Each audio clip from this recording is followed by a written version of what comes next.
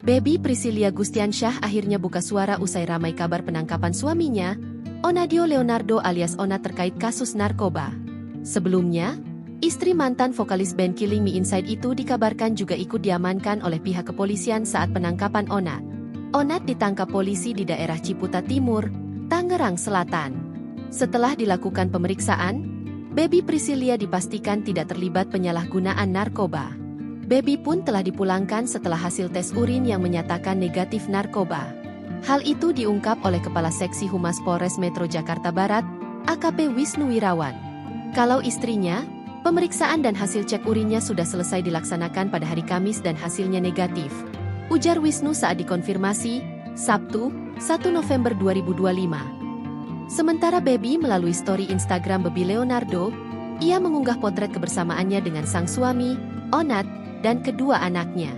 Dalam keterangannya, Baby memberikan semangat dan dukungan penuh untuk Onat yang kini terjerat kasus narkoba. "Hai suamiku, tetap semangat ya," tulis Baby dalam unggahannya, Sabtu, 1 November 2025. Baby menegaskan bahwa dirinya serta keluarga terus mendoakan untuk kebaikan Onat. "Aku, anak-anak kita, orang tua kita gak berhenti doain kamu dari rumah sayang," kata Baby. Dia juga mengingatkan Onat bahwa Tuhan akan selalu bersamanya dan meminta sang suami untuk terus semangat dalam menghadapi kasus ini. "Selalu ingat, Tuhan selalu bersama kamu sayang, semangat," tandas ibu dua anak itu. Kabar penangkapan Onat sebelumnya telah dibenarkan oleh Humas Polda Metro Jaya, Brigjen Ade Ari.